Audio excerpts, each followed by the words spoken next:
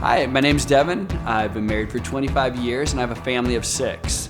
As an individual entrepreneur, my company has been on the Inc. 5000 list more than just about anybody in this country. I do want you to know, I don't know the easy way in anything. I only know the hard way. All right, let's get started. I want to talk to you about your first 2 years. We talked about it's very difficult. There's a lot that you're going to go through.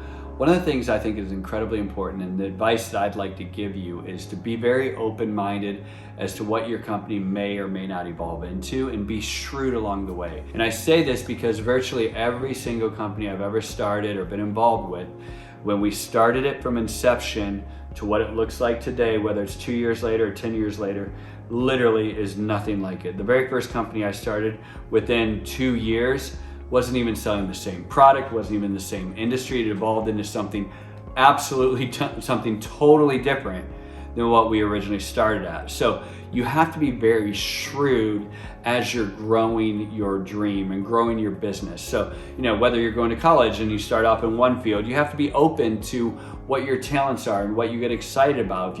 If you're starting a company, you have to be very open and shrewd as to what the market is showing you. Is the competition too much where you're at? Should you change industries? Should you change geographies? Should your company evolve? Should your product evolve? Should your offering evolve? The answer probably is yes to everything, right? You have to realize that it's an organism. Your dream is going to grow, it's going to expand, it's going to evolve, and you have to be open and shrewd enough to make those adjustments along the way. And it's super scary. I'll tell you, for me, I was, people are like, oh, well, aren't you like just changing too much, or what are you doing? I'm like, well, yeah, I wouldn't call it changing. I would call it evolving and growing, And the example I like to give is Dunder Mifflin. I'm sure y'all like to watch The Office.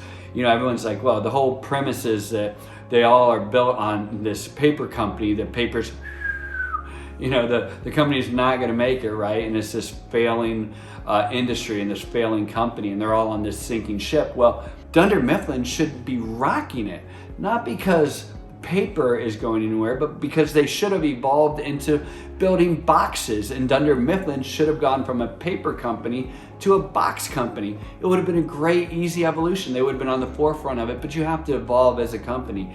And that's where we are, right? Like, if you think about it, you're starting something, you're pursuing a dream, you're going for it, but within that, you're going to evolve as a person. Your company's going to evolve, and you have to be willing to grow along the way.